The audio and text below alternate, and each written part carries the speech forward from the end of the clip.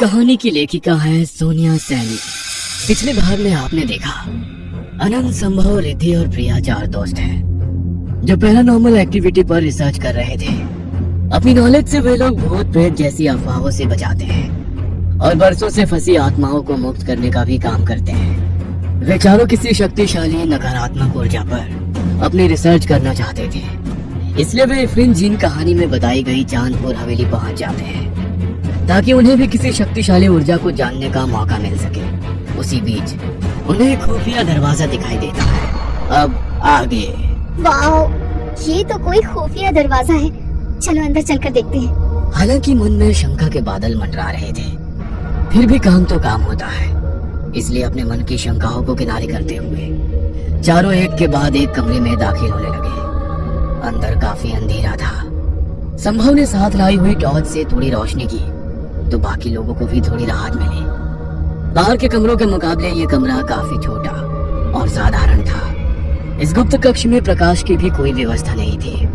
Torch की रोशनी के सहारे आगे बढ़ते हुए उन्हें एहसास हुआ उनके आसपास हर तरफ कागज और किताबें फैली हुई हैं। तो क्या यही है महाराज का गुप्त पुस्तकालय? अनंत ने कहा। लगता तो यही है। अगर यही है पुस्तकालय तो ज्यादा खुश होने वाली कोई बात नहीं है, क्योंकि यहाँ की हालत इतनी खराब है कि कोई भी किताब ढूंढना भूसे से सुई निकाले जैसा है। प्रिया ने चारों ओर नजर दौड़ाते हुए जवाब दिया। प्रिया की बात सुनकर सभी के चेहरे पर उदासी की गहरी परत चढ़ गई। तो क्या इतनी दूर आना व्यर्थ हो गया? संभव ने कहा। अरे यार, इतनी जल्दी हार क्यों मान रहे हो? चलो सामने वाले रैक से शुरू करते हैं। सब मिलकर कोशिश करेंगे तो कुछ न कुछ जरूर हाथ आएगा। अनंत ने हिम्मत बढ़ाते हुए कहा। चलो ठीक है। चारों ने एक दूसरे की ओर देखकर सहमति में गर्दनें लाई और बची हुई पुस्तकों को एक एक करके देखने लगे। अधिकांश पुस्तकें अर्धजली अवस्था में थी और कुछ नीचे बिखरी पड़ी थी। चिकित्सा, ज्योतिष और तंत्र मंत्र से संबंधित पुस्तकों को देखकर जान पड़ता था कि राजा की इन विषयों पर गहरी रुचि रही होगी या फिर वो बेहद अंधविश्वासी रहा होगा। काफी देर तक एक एक पन्ने को पलटने के बाद रिद्धि के हाथ एक किताब लगी। पहली नजर देखने पर यह तंत्र मंत्र संबंधित पुस्तक लगती थी। बाकी किताबों को घंटों तक छानने के पश्चात वे रिद्धि को मिली किताब लेकर ही वहां से लौटा। अगले दिन चारों प्रिया के घर पर बैठकर उस अर्धजली पुस्तक को पढ़ने का प्रयत्न कर रहे थे। पुस्तक की भाषा उर्दू थी और उन चारों में बस एक रिद्धि ही थी जिसे उर्दू का अच्छा ज्ञान था। रिद्धि ने किताब पढ़ना शुरू किया। वर्जित। एक पेज पर लिखा हुआ यह शीर्षक रिद्धि को बेहद अटपटा सा लगा। इस किताब पर चेतावनी लिखी हुई है, जिसका मतलब है कि इसे पढ़ना वर्जित है। अगर पढ़ना वर्जित है तो उसे लिखा ही क्यों गया होगा? तुम आगे पढ़ो ना। रिद्धि थोड़ा अटकते हुए आगे पढ़ने लगी। आगे कुछ पंक्तियां लिखी हुई थी जिसका अर्थ था, संसार में भिन्न भिन्न प्रकार की शक्ति उपस्थित है जिन्हें कभी भी अभिमंत्रित नहीं किया जाना चाहिए, क्योंकि उसमें से अधिकांश की प्रवृत्ति पैशाचिक है जिनके होने का अर्थ ही है विनाश। आगे कुछ विशेष मंत्र लिखे हुए हैं जिनको बोलना वर्जित माना गया है। किताब में कई जगह अलग अलग स्थानों पर लिखे मंत्र के सामने भी चेतावनी लिखी हुई है। मतलब इस किताब में किसी ऐसी शक्ति का जिक्र है जो बहुत शक्तिशाली है। अचानक ही रिद्धि की आंखों में चमक आ गई। जो हमने इतना खोजा आखिर मिल ही गया। पागल मत बनो। हर शक्ति को संभाल पाने का दम नहीं है इस मल्टीमीटर में। जिस मंत्रों के आवाहन के लिए खुद लेखक ने चेतावनी दी है, उस मंत्रों को तुम आज 250 साल बाद बोलना चाहती हो। 250 साल पहले मना किया गया कार्य आज के युग में क्यों दोहराना? संभव ने कहा। मैं इन सबसे बाहर हूँ, तुम लोग अपना सोच लो। संभव कमरे से बाहर निकल आया था। अब प्रिया के चेहरे के भाव भी बदल रहे थे। संभव ठीक ही कह रहा है, शायद हमें इन सबसे नहीं उलझना चाहिए। प्रिया ने भी अपना मत रख दिया। अच्छा चलो ठीक है, नहीं करते हैं ये सब। तुम लोग बताओ कैसा लगा चांदपुर? रिद्धि ने किताब बंद करके बात बदलते हुए कहा। पक्का? हाँ बाबा पक्का। रिद्धि ने जवाब दिया। रिद्धि के आश्वासन के बाद सबने चैन की सांस ली। धीरे धीरे बातों का रुख बदलने लगा और कुछ देर के हंसी मजाक के बाद सभी अपने अपने घर को लौट गए। आधी रात को रिद्धि के मन में फिर से उस पुस्तक को पढ़ने का ख्याल कौंधा। वैसे भी कहते हैं ना, जिज्ञासा ही विनाश और आविष्कार की जननी होती है। रिद्धि के मन में जिज्ञासा पैदा हो चुकी थी।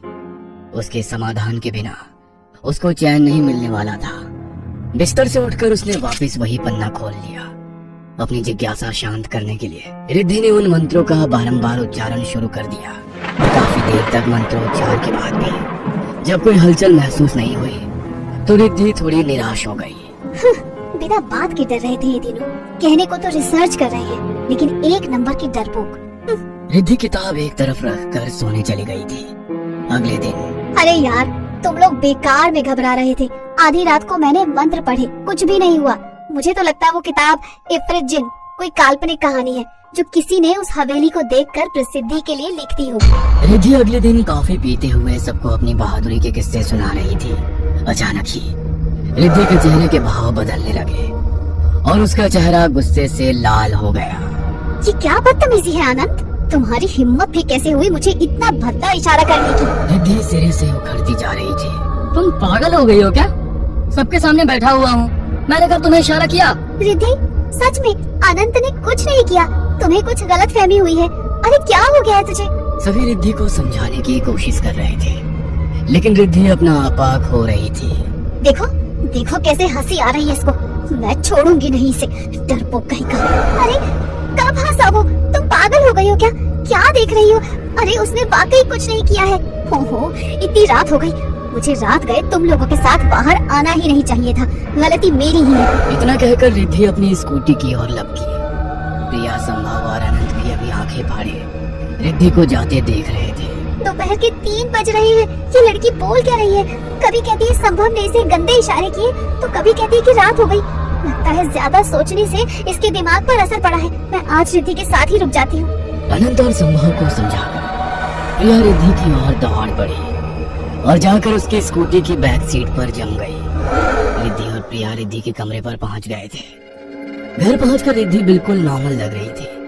खाना भी उसने खुद ही प्रिया को बनाकर खिलाया। देर रात तक दोनों के बीच बातें होती रही और फिर प्रिया को नींद आ गई। देर रात प्रिया को एहसास हुआ वो अकेली बिस्तर पर लेटी है। नजर घुमाई तो रिद्धि कहीं नहीं दिखी। बिस्तर से नीचे उतरना चाहा तो उसे एहसास हुआ कि वो कमरे में नहीं, किसी जंगल जैसे स्थान पर है। प्रिया को अपनी आंखों पर यकीन नहीं हो रहा था। कमरे से जंगल में कैसे और कब पहुंच गई उसे एहसास ही नहीं हुआ। किसी तरह हिम्मत करके थोड़ी दूर जाकर देखा तो कुछ आदिवासी जैसे लोग दिखाई दिए। वे लोग कुछ अजीब सा नृत्य कर रहे थे। प्रिया को डर से पसीने छूटने लगे थे। जैसे ही वो उन आदिवासियों के नजदीक पहुंची, वहां कोई भी व्यक्ति नहीं दिखाई दिया। सिर्फ कुछ भयानक मूर्तियां वहां रखी दिखाई पड़ी। सभी मूर्तियों की आंखें ऐसे फटी थी जैसे अभी उन मूर्तियों में से कोई बाहर निकल आएगा। प्रिया का सर चकराने लगा था। कभी कमरा, कभी जंगल, कभी आदिवासी, कभी मूर्तियां। ये सब क्या हो रहा है उसके साथ? उसे अपने आसपास सब कुछ घूमता सा प्रतीत होने लगा था। अचानक उसे अपने कानों में एक आवाज सुनाई दी, मुझे बलि चाहिए। प्रिया ने घबरा कर इधर उधर देखा मगर कोई दिखाई नहीं दिया। प्यास से उसका हलक सूखा जा रहा था। सर पकड़कर वो नीचे बैठ गई। अचानक उसकी नजर पेड़ से उल्टा लटकी हुई रिद्धि पर पड़ी। रिद्धि के लंबे बाल हवा में लटक रहे थे, आंखें बाहर की ओर लटकी थी और चेहरे पर खून लगा हुआ था। रिद्धि को इस तरह से देखकर उसकी चीख निकल गई। एक झटके से वो उठ बैठी। उसने महसूस किया कि वो जंगल में नहीं बल्कि रिद्धि के कमरे में है और शायद वो एक सपना देख रही थी। लेकिन सचमुच वो पसीने से तरबतर थी और उसके कपड़ों में मिट्टी और पत्ते चिपके हुए थे। प्रिया की अभी तक डर से कपकपी छूट रही थी। घबराकर वो लगातार चारों ओर देख रही थी। उसने ध्यान से देखा तो पाया कि मकान की छत पर एक चेहरानुमा आकृति बनी हुई है। ऐसा लग रहा था कोई छत के अंदर से झांक कर उसे ही देख रहा हो। इतने सारे घरों को भूतिया शक्ति से छुटकारा दिलाने वाली लड़की जिसने अनेकों डरावनी घटना देखी थी, वो भी दहशत जिंदा हो गई थी। उसे महसूस हो रहा था कि उसका दिमाग जो देख रहा है वो सब भ्रम है, एक छलावा है। किंतु ये कैसा भ्रम जाल था जिसमें वो उलझती जा रही थी। छत पर उभरी आकृति से डरकर वह बिस्तर से उतरी और कमरे का दरवाजा खोलते ही उसने खुद को फिर से उसी सुनसान जंगल में पाया। प्रिया पागलों की तरह यहाँ से वहां दौड़ रही थी, लेकिन जैसे उस जंगल का कोई अंत ही नहीं था। भागते भागते वह थक गई थी। थक कर बैठते ही उसने अपनी आंखें बंद की और अगले ही पल खुद को वापस कमरे में पाया। बार बार यही क्रम चल रहा था। वो बाहर निकलने की कोशिश करती तो खुद को जंगल में पाती और थक कर बैठती तो वापस कमरे में पहुंच जाती। अचानक फिर से एक डरावनी ध्वनि सुनाई पड़ी। यहाँ से निकलना चाहती हो तो बलि देनी होगी। किसकी बलि? कैसे बलि? कौन है यहाँ?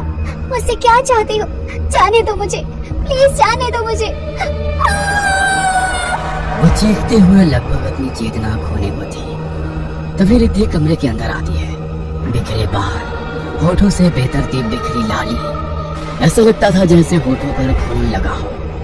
हमेशा काजल से सजी रहने वाली उसकी आंखें किसी शिकारी जानवर की तरह लाल दिखाई पड़ रही थी। एक हाथ से प्रिया को उठाकर जमीन पर पटकते हुए उसने कहा, अगर अपनी जान बचाना चाहती हो तो रिद्धि की बलि देनी होगी, वरना ये मरेगी ही, तू भी नहीं बचेगी।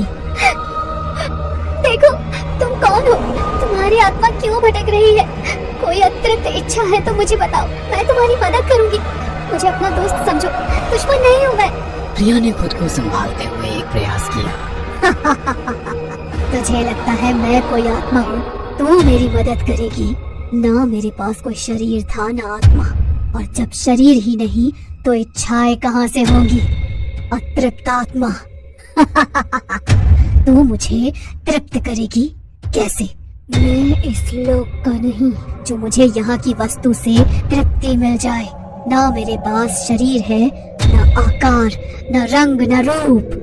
प्रिया सहमी हुई थी, आंखों से आंसू भी बहते बहते सूख चुके थे। अपने ही दोस्त की बलि कैसे दे दूं, सोचकर ही उसे सिहरन हो रही थी। अचानक उसने खुद को वापस उस निर्जन वन में पाया और देखा कि रिद्धि एक कुल्हाड़ी लिए उसकी ओर दौड़ती चली आ रही है। प्रिया घबरा गई और स्वयं के बचाव के लिए उसने रिद्धि को धक्का देकर एक और धकेल दिया। अचानक रिद्धि के चीख की आवाज सुनाई पड़ी। कुल्हाड़ी नीचे गिरी हुई थी और रिद्धि की गर्दन एक और लड़की थी। रिद्धि की गर्दन से खून का फवारा छूट रहा था। रिद्धि की ऐसी हालत देखकर प्रिया के होश गुम हो गए। क्या प्रिया ने वाकई अपनी ही दोस्त रिद्धि को मार डाला है? ये कैसा चलावा है जिसमें फंस गई है प्रिया? क्या सब कुछ सामान्य हो जाएगा या फिर अभी ये भूल भुलैया और भी गहराएगी? जानने के लिए कहानी का अगला भाग जरूर देखें।